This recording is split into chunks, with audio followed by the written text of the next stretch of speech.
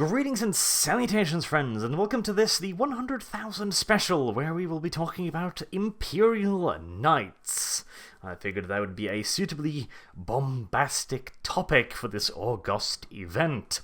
So, what is an Imperial Knight, you may ask? Well, essentially, it is a tiny Titan, requiring only one crew member, that being, of course, the pilot, while even the smallest regular Titan class, the Warhound, requires at least 3 to 4, and quite often far more, depending on the weapon system and the power plant. This relatively small size, when compared to a regular class of Titan, has many advantages and some disadvantages. A Knight obviously can't carry the same overwhelming amount of firepower that a full Titan can, but Knights are considerably more maneuverable than most Titans, and considerably harder to hit than even the relatively nimble Warhounds. Additionally, they are, comparatively, tiny. Anything bigger than it is going to have a small, bouncy target to shoot at, and anything smaller is going to get butt-fucked without even the smell of lube to ease the pain inflicted by near Titan-class weaponry. In addition to these clearly material advantages, Knights are piloted by nobles from knightly houses. These nobles have pretty much from birth been taught that they are the natural superiors of everybody else, and have been trained from a very early age to fight. This gives the Knights a certain aggression and elan in combat that normal foot soldiers simply cannot match. And when you combine that with tons of Titan-class weaponry, a bunch of armor, an ion shield, and why not a massive fuck-off chainsword, and you do have yourself a very, very versatile and very, very devastating unit. Although it should also be mentioned that said knightly heritage could also be seen as a slight disadvantage, as occasionally Knights will decide that they are either too good to deal with the mere foot soldiers, and then venture off to find something more interesting to kill, like for example an Imperator Titan or something like that, and then get their asses blasted into smithereens, but still, while aggression could potentially be a disadvantage, it is far more often an advantage. But before we get further into the Knights themselves, we have a bit of a lore conflict, as is often the case when we delve into the realms of 30k. The main difference is that the more recent sourcebooks claim that the Knights were distributed to various worlds by the Adeptus Mechanicus directly during the Age of Strife, before the Emperor's reunification of Terra, but after the Great Collapse that brought to an end the Golden Age of Technology, which is now known as the Dark Age of Technology. This would mean that the knightly houses were essentially created by the Mechanicus and supplied by that very same Mechanicus. The other version states that the Knights originated from long before Old Night, and were part of the first wave of human colonization into the galaxy, during the early days of what was then presumably the Human Federation of Planets, long before the current age of the Imperium. I will be going with the latter interpretation with a sprinkling of the former, and as usual, let me tell you why. Firstly, the Mechanicus version claims that these Knights' houses were created and supplied by the Mechanicus during the Age of Strife. Indeed, there are several references to this in the Horus Heresy books, and also in the Big Horus Heresy source books. This seems extremely unlikely, as the warp storms raging at the time would have made such travel virtually impossible, and the idea that the Mechanicum not only successfully navigated the storms, but also set up a system of supplying machines and maintenance to these far-flung and oft very, very isolated worlds, seems extremely far-fetched. Bear in mind that even just simply finding a place is hard enough in and of itself, but getting back to Mars and then getting back to that place is no easier. This isn't like navigating the globe, for example, where you know that landmass A is there and will always be there, while landmass B is here and will always be there, and if you go by the certain heading, you will always reach them. In the warp, no matter where you're steering, it might not necessarily lead you to your destination. It just probably will. And during warp storms, like the ones that were raging during Old Night, navigating anywhere with any degree of success was mildly challenging, shall we say. But again, bear in mind that the Mechanicus did launch several so-called Voyager Runners. These were ships with extremely limited warp capabilities, akin to the ones used by the Tau, except a little bit less mechanically advanced, but a little bit more advanced on the warp side. These were sent out to scout the void long before the Emperor unified Terra, so they probably did establish contact with some worlds and probably even founded some new houses, as it was said they brought along knights from Mars to protect these colonies. But it would be reliant upon an already existing human settlement capable of either manufacturing parts and supplies, or already has an existing knight house, since even though the Mechanicus could kinda travel the stars, it was absurdly dangerous and nowhere near stable enough to establish reliable supply lines. Even if they made it through the warp, as I mentioned, there was absolutely no guarantee that they would actually head to the right planet. Furthermore, the mentions we have of knight houses in the Horus Heresy again seems to suggest that the knightly houses have a history stretching back into the Dark Age of technology, with mentions of the knights having been in their families for a very long time indeed. But what really clinches it for me is that the latter explanation simply sounds more plausible. After all, the heavily advanced humans during the golden age of technology would have a far easier time both traveling throughout the void, delivering these things, maintaining these things, etc., than the Mechanicus would during the Old Night.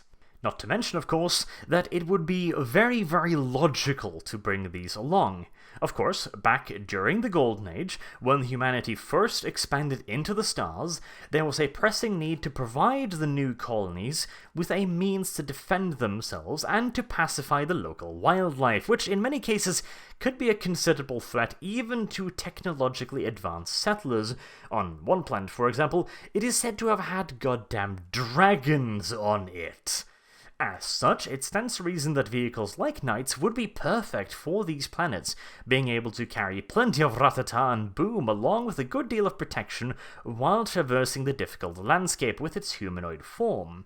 Additionally, it is suggested that these early knights were not a purely military order, but rather they had a dual purpose, where they could both fight off the local predators and also help in constructing and gathering with their aforementioned humanoid shapes. After all, it's a hell of a lot safer to send a massive walking tank out into the forest to carry back some lumber when there are species of local flesh-eating plants and mini-dragons running around the grass om-nom-nomming any fleshy things they find, than just sending out a bunch of half-naked woodcutters with flannel shirts and axes over their shoulders. It also stands to reason that after a few generations, the families in charge of controlling these robots, or, well, mechanical exoskeletons, technically speaking, would recognize just how important they are to the local community, and therefore begin to expand upon their influence. Probably quietly at first by taking on ever more responsibilities, making sure that they are ever more valuable and needed, but generally speaking, if one part of human society is sitting on all of the weapons, and all of the armor, anyways, all of the weapons and armor that count in this case, and that part also sits on the vast majority of the responsibility, for example, housing and feeding people, that part of society is almost certainly going to start running the place. And, after all, who the fuck is going to argue with the massive-ass steel and adamantium behemoth with Gatling cannons for arms? It also stands to reason that such a society would quickly adopt the idea of a noble class, born to rule, etc., etc. It sure as hell makes more sense than the Adeptus mine Mechanicus simply just giving away their toys to the locals or allowing them to create their own colonies, and then not demanding full control over everything and everyone.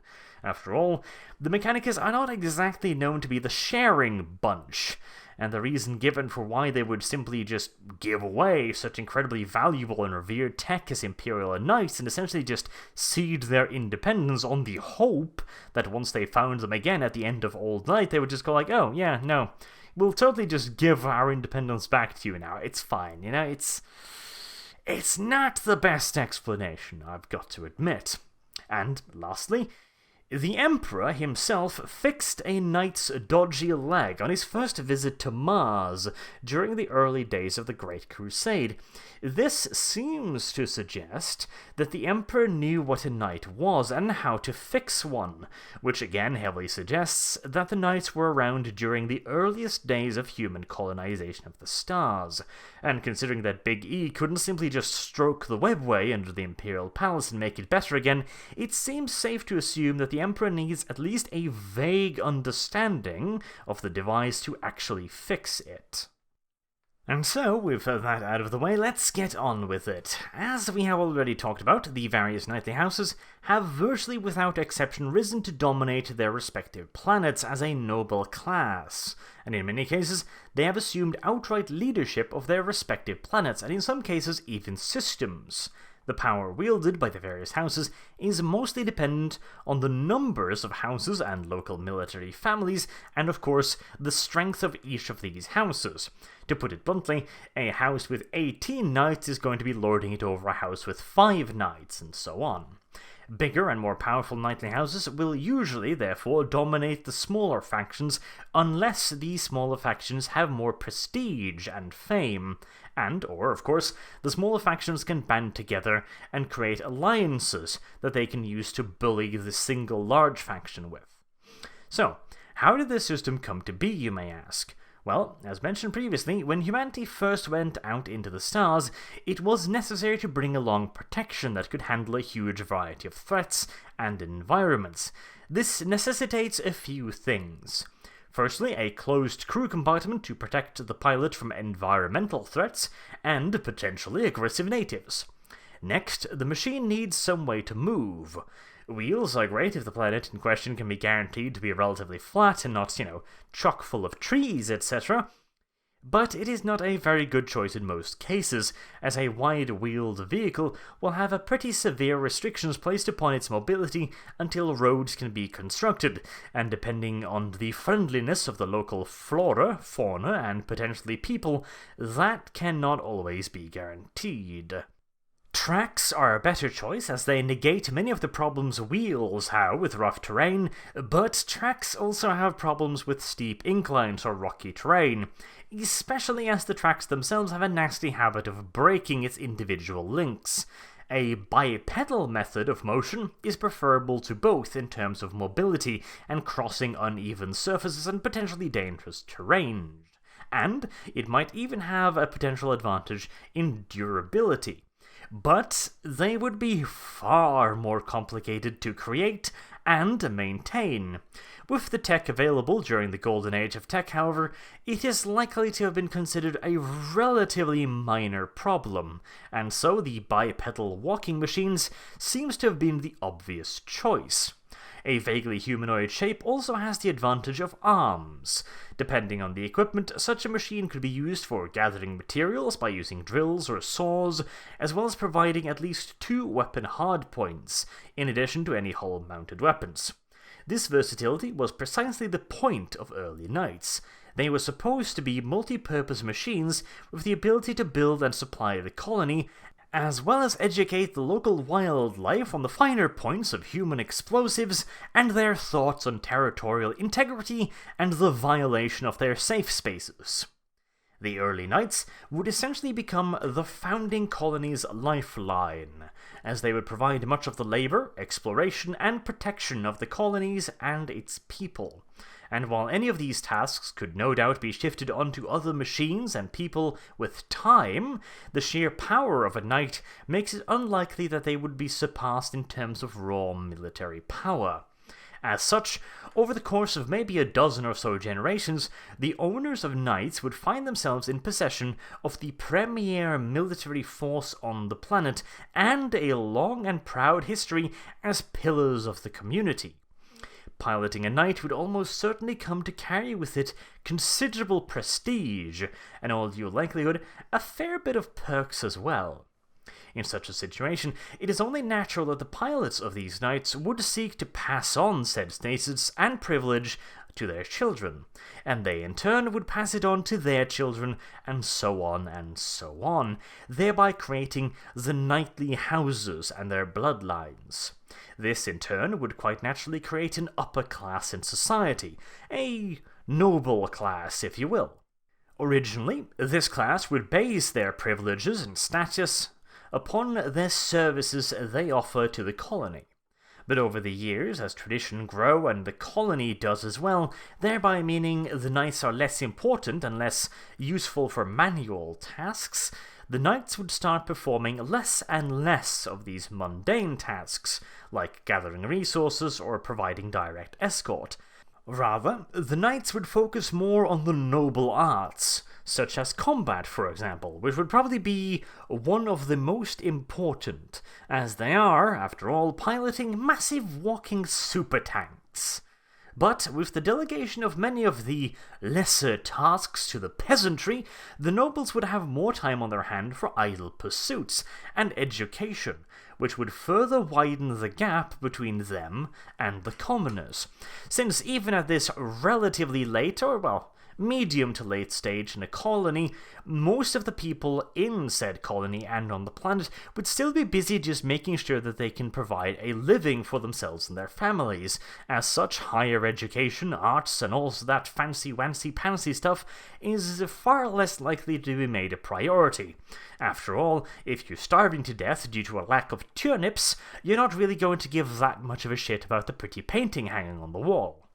Of course, the knights would still be required to take care of the filthy peasantry, and seeing as a noble lord can't possibly be asked to carry out every little thing or care about every little trifling monster attack, the only solution would be for the nobles to arm some of the peasantry. Naturally, the newly minted men-at-arms would have to be made suitably aware of the honour bestowed upon them, but as the poorer people are fickle and an unpatriotic lot, for whom the immeasurable reward of service to a noble house simply isn't enough, greedy fucking peasants, they must be placated by more material means, often in the form of shiny objects with the picture of someone's great-great-grandfather stamped upon it. Distasteful though it may be to arm the wretches, it is nevertheless a necessary step to make sure that the ever-so-burdened upper class have some precious me-time. There is, however, one slight problem. A noble family's reserve of shiny metal objects is rarely infinite, and seeing as a substantial portion of said shinies must be reserved in the name of further padding out the noble estates with fancy chairs and BDSM dungeons, new sources of shiny things must therefore be located. Now, in some lucky instances, the materials to make more shinies can simply be dug up from the ground by the servant class. But, unfortunately, Mother Nature is rarely so forthcoming with her bounty, and in many cases the mischievous old whore has placed much of these shiny deposits uncomfortably close to the nests of extremely vicious tentacle rape monsters with a penchant for territorial ambitions, necessitating that minors/sex toys be guarded lest the precious shinies be lost. Now, such means are rarely simple and frequently expensive. A much simpler solution is to simply reclaim the shinies from the peasantry. As luck would have it, there exists a wide variety of things that the lower classes need to survive on a presumably hostile planet. Things like, for example, oxygen or food, for example, and taking these necessities will let the entrepreneuring noble reclaim much of what is rightfully his. The natural conclusion to all this is that after a few thousand years, or in fact probably only a few hundred years, you have a very powerful and very entrenched noble class owning most, if not all, of the land and resources, and maintaining their grip on said resources through a combination of taxation, tradition, and very pointy objects. And unlike our own world, where such overbearing means of governance were often overthrown by the peasantry, the imperial nobles in this case have access to many titans. Not to mention that in all probability they also have a considerable amount of soldiers at their disposal, soldiers who are almost certainly entirely reliant upon the noble houses to maintain their own status and position within society. And speaking of other classes, as in all good feudal societies, we have already covered the peasants, the soldiers, and of course the nobles and the kings, but to make it all good and proper-like, we also need some priests. In the case of knightly worlds, this is further divided into two types of god-bothering frock-wearers, the official Mechanicus version and the more localized versions. Many worlds developed their own religious systems over the millennia of time they spent isolated from the rest of humanity. The type of religion, of course, and its priests and practices vary wildly from planet to planet, but there are very few cases in human history where a religious grouping will not eventually seek to garner some modicum of political and/or economic power. So it is reasonable to suppose that if a large-scale religion exists on any given planet, they will have some economic and/or political influence. The priestly class, or more precisely, pseudo-priestly class in this case, would be tech adepts taking care of the knights, since they would be the people most important second to the knights, and as the whole taking care of the mighty god machines that protect the village, thereby protecting their livelihood, their way of life and everything, seems to be the most likely part to take on a pseudo-religious aspect, they seem to be the most likely candidates for the priestly class. Undoubtedly, these men would also start out much like the nobles themselves as simple operators of machinery, or in this case, the technical staff responsible for maintaining and repairing the knights. But this, in return, obviously makes them very, very important, and a very vital part of the colonial society. And as the pilots themselves rise in power, so too would their mechanics. It is, after all, unwise to piss in the morning coffee of the man who fixes your war machine, especially as you are frequently expected to fight dragons and drumpkins in said war machine. Simultaneously, the noble houses would almost certainly seek to ensure that the knowledge to maintain and potentially build more knights be kept a closely guarded secret amongst only those they can trust. After all, we wouldn't want the peasantry to try and get any bright ideas about knights of their own, now would we? And just as with the soldiers, the best way to make sure that someone stays loyal to you is to make sure that they have no incentive to revolt by showering them with shinies and plastic baubles, and plenty to lose should you fall. For example, one could make the profession hereditary, or perhaps spiritual in nature. And considering that any further aid that might be available from advanced Mechanicus Voyager Runners would most definitively be murmuring something about the divine cogs and the Omniscia, it is small wonder that much of this maintenance took on a nearly, or in some cases overtly, religious feel. There was, however, one inevitable drawback. With all of the skill and know-how of maintaining the knights centralized in this way, it also gave these orders considerable political power, even if they didn't want it, as they could, of course, potentially simply just refuse to carry out their work. If they felt offended, or if they simply just wanted to be given some random thing and wanted the knights to go fetch it for them, or else. Naturally, the knights could simply threaten to step on the innocent little men, but that is not really an ideal solution, since if the priests called their bluff, and it was a bluff since they couldn't simply just kill all of them because they needed them to maintain the very war machines that gave them their own status in society, so that wasn't really an option either, meaning that this maintenance class would have to be placated quite a lot.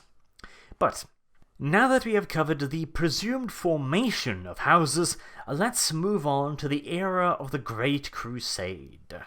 After Big E united Terra, he famously set his sights on the proverbial horizon and ventured forth into the stars. And in most cases where they ran into night worlds, the planets in question quite happily aligned themselves with the Imperium, as it is within their most base nature to align themselves with a stronger force, a liege lord.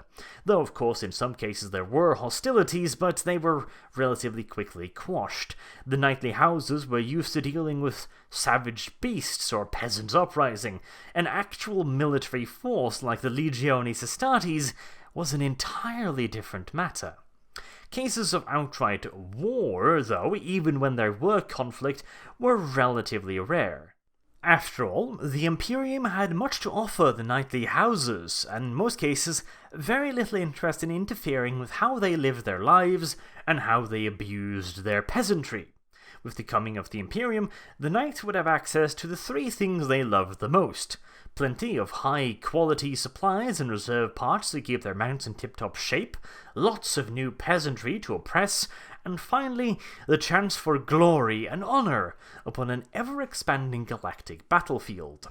The Imperium, on their side, wanted to get the knightly houses on their sides as much as possible because 1. They have an established warrior tradition, 2. They have knights, 3. They've pretty much already got control over the world they are on, making them the perfect temporary and intermediary overlords, and lastly, of course, it's kind of a waste using Legiones Astartes against knights that could probably just be bought. It also, of course, for the knight's sake, it didn't hurt that the Imperial newcomers oft spoke the knight's own language, a mixture of bribery, oaths of fealty, honor, glory, and a nice, solid mixed dose of "do as I say, or I shall bludgeon thee across the head with a heavy and frequently spiked object." As for the Imperium itself again, there was fierce competition within the Imperium of who would be the de facto controllers over these worlds, as they had been given a special designation in recognition of their extraordinary potential. These worlds would become known as Night Worlds, and would thereafter fall under the general jurisdiction of one or more factions with a few exceptions. Eventually, the Mechanicus won out and received the rights to exploit most of the Night's worlds for their own purposes, with a few being tithed to legions or even given a form of independence within the Imperium, and some even offered their allegiances directly to the Imperium.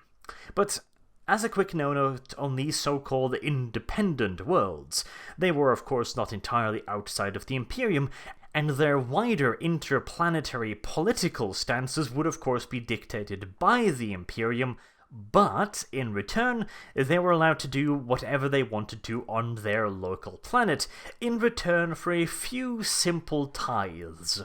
They wouldn't be paying as much in tithes as most worlds, but they would be required on to send their knightly contingents to fight in the Emperor's name.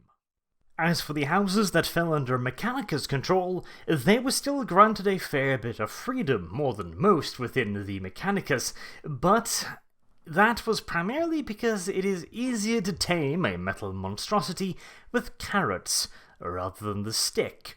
But the Mechanicus moved to get rid of the unofficial cults and orders that had been maintaining the knights so far, and replacing them with proper tech priests. This was all, of course, out of the goodness of their metallic hearts, and had nothing whatsoever to do with the fact that the knights were now wholly dependent on the Mechanicus for parts and maintenance. Unfortunately, the knights weren't complete idiots and wouldn't cede all of this work to the Mechanicus, so they came up with a compromise. The families would send lesser sons to the Mechanicus to be educated in the ways of maintaining knights. These sacristians, as they were to be known, would be then sent back home. The noble families figured that their noble-born children, no matter how low down the ranks ladder they might be, would never trade their loyalties to their house away for the Mechanicus. Unfortunately, being the third spurned son of a noble house left them easy targets for the Mechanicus that frequently brainwashed these little boys and inducted them into the cult Mechanicus, thereby taking over said maintenance in all but name. Oh, and by the way, though I just did say little boys, it is quite possible that the noble houses were quite equal when it came to the sexes. There are mentions of female Imperial knights as well as male, although there are also mentions of very clearly gender-segregated societies where the males were the primary nobles and the females had very little in the way of rights as far as the knights went. It probably was based very much so on a world-by-world preference. Some worlds would be more equal than others, and so on, but there's nothing technically stopping you for having, for example, a female Imperial knight in your army. It would still be perfectly law-friendly. Just pointing that out. And now, the knights' houses were fully integrated into the Imperium and, well, into the Imperium as a whole, whether or not they were actually sworn to the Imperium or the Mechanicus, and henceforth they were given the name as Quaestoris Familia in High Gothic, and the houses were further divided into two subsets. One under the Mechanicus, who integrated the Cog Mechanicus into their heraldry, and the other being the Imperial houses, who maintained their original heraldry, but often added on wings to represent the Imperial Aquila. The two types were also organized in a slightly different manner and had different customs. For example, a Mechanicus-aligned house would be ruled by a princeps, while an Imperial house might be ruled by a king, or lord, or high king, or other such variations on the title. Obviously, the various houses also had a metric ass-ton of different traditions and rituals all of their own, which were then influenced, added to, or even in some few cases completely replaced by those of their de facto masters in the Mechanicus or in the Imperium. So, with all of that fluffy fluff out of the way, let's have a look at the knight itself, shall we? Firstly, how is it operated? Is it essentially a Gundam-style thing, where insanely complicated and dexterous maneuvers can be easily recreated by a 12-year-old Japanese boy pulling levers? Well, no, and thank the God Emperor for that. I love Japanese 12-year-olds pulling levers as much as the next man. Or wait, that came out wrong. I love Mechs as much as the next man, but that control system is beyond silly. The knights are operated in a manner similar to that of Imperial Titans, in that the pilot is bonded to the knight via a neural link, an excessively intrusive and painful procedure where the fragile fleshy mind of a human is bound to the machine spirit of the knight, an experience somewhat akin to having your soul dragged across acres of rusted metal spikes while having your limbs crushed by massive turning cogs. But on the bright side, once bonded, further connections are merely painful rather than crippling. Oh, and of course, should the puny human mind fail to resist the ouchies of the initial contact, said human would be lucky to merely be crippled for life in both mind and body. There's also one tiny little side effect. Just as with Titans, the Knights have their own personalities, created both by its machine spirit and by its previous riders, linking with its own spirit. This means that a noble is immediately infused with a part of the knight's soul, which has a profound effect upon his own personality. In the case of a knight, for example, that over the millennia have been piloted by hundreds, if not thousands, of previous nobles, all the way down to the original settlers, they would all have ingrained in them very much so a sense of responsibility, of fealty to the local colonies, the village, their liege lords, their commanders, etc. There would be a very strong sense of duty, perseverance, self-sacrifice, and loyalty ingrained inside these machines, and this would in turn be imprinted upon the pilot. So, let's talk specifics. There are, of course, a fair few variants on knights, and they can be very significant indeed. So much so that I'll probably cover several of them separately. But for now, let's take a look at the most basic form of knight, so as to give us a groundwork. The most common form is the so-called Paladin. This pattern is usually armed with two main weapons in the form of a rapid-firing battle cannon. This weapon is in fact directly comparable to the main cannon armament of Leman Russ battle tanks, except far more advanced and capable of twice the rate of fire. This devastating weapon can destroy hordes of infantry with rapid pounding barrage of high explosive shells, or smash through even the toughest armored plating with massive armor-piercing rounds. Pound for pound, these paladins are capable of pumping out more firepower than pretty much anything on the field, and will be able to outrun and outmaneuver anything that could conceivably pump out more damage than they could. And should the enemy be silly enough to come too close to the paladin, it is also equipped with a Reaper chainsword, which, as the name implies, is simply a massive fuck-off chainsword. Now, it might seem silly to put a melee weapon on a knight armed with a rapid-firing battle cannon at first, but remember that they were originally also intended to help with clearing work. And of course, the simple fact that this is the 41st millennium, and there are plenty of gribbly nonsense out there that are very fond of close-quarter stabbing. And unlike a battle cannon, a chainsword doesn't run out of ammo, no matter how many waves of screaming alien hell beasts it has to reap. Knights can, of course, also be fitted with a range of other heavy weapons, like the Avenger Gatling cannon or massive melter weapons. Many knights also mount additional firepower like a Storm Spear rocket pod to their backs, or even anti-aircraft autocannons. They can also switch out the chainsword with a Thunderstrike gauntlet, an oversized, super-powered fist, more than capable of bitch-slapping any and all armored vehicles from here to Sunday.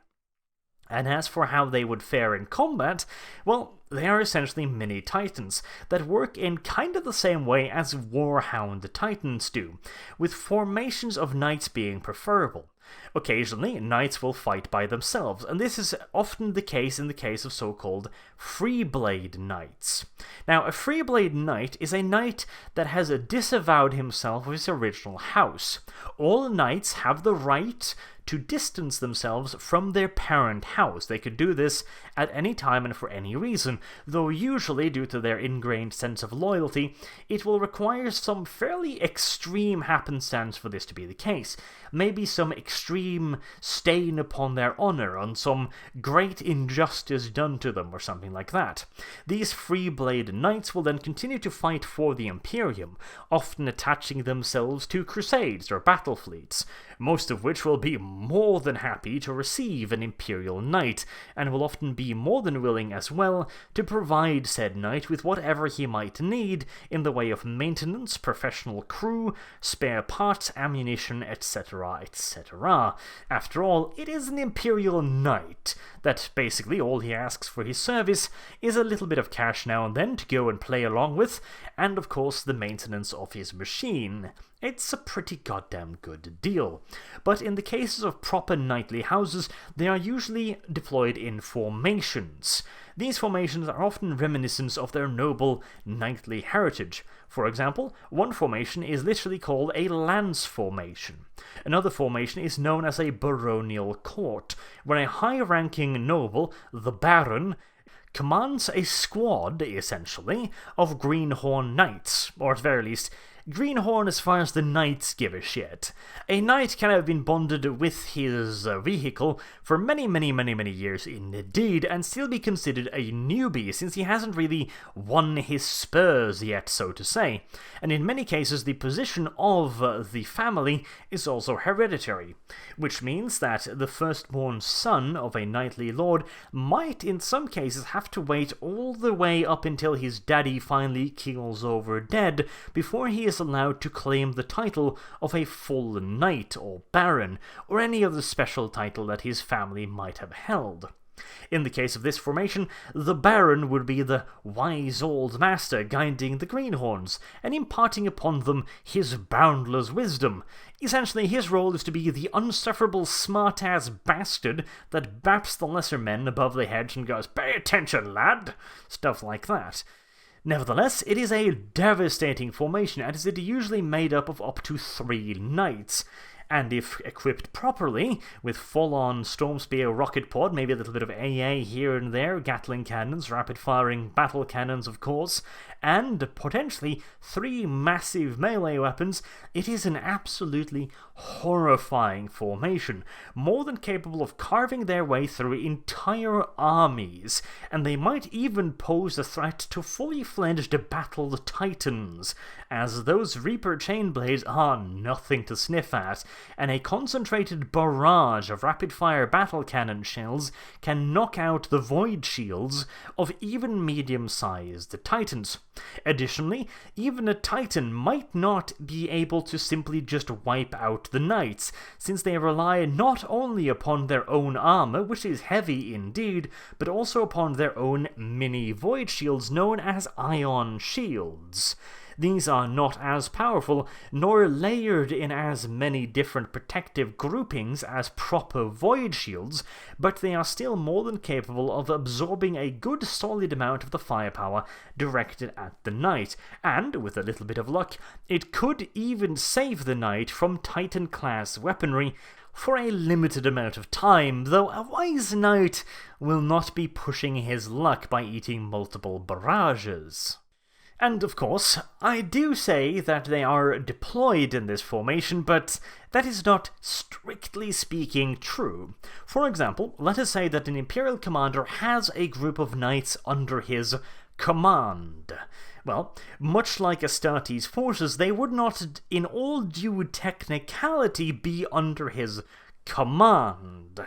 He may give them suggestions, he may even give them orders, technically, but they might also not actually listen.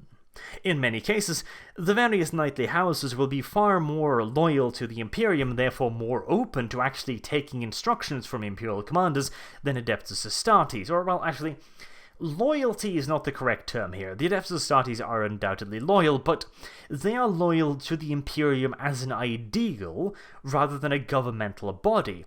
Basically, if an Imperial lord tells an Adeptus Astartes to jump, he will simply backhand the little bitch across the room with a casual flick of his power-armored gauntlet, because he doesn't really give a shit about him. To the Adeptus Astartes, that noble is not a reflection of the Imperium, and therefore he owes him no fealty, nor is he honor bound to obey him. He obeys the Imperium as a whole. Whereas the Imperial Knights, via their bonds of loyalty and within their own families, would consider said noble, or indeed Imperial commander, to be far more of a, shall we say, embodiment of authority. Therefore, they are considerably more likely to obey orders, although a wise Imperial commander will couch these orders very carefully and make them sound like requests or even favours. Mayhaps my good, loyal baronage would take the right flank and smishy-smushy the greenskins, if you'd be so kind, etc., etc. But hey, at least they're a hell of a lot easier to control than the Sisters of Battle, that's for damn sure. And with that, once more, I will leave you. That has been my video on the Imperial Knights. I hope you enjoyed it, and finally, thank you everyone ever so much for 100,000 subscribers. It has been quite the ride, and I hope that the ride will continue for quite some time yet. Basically, I've still got a fair few weeks of lore left, shall we say. Just a fair few. Until next time, I've been Arch. Thank you very much for watching, and I hope to see you all again soon. Have a good day.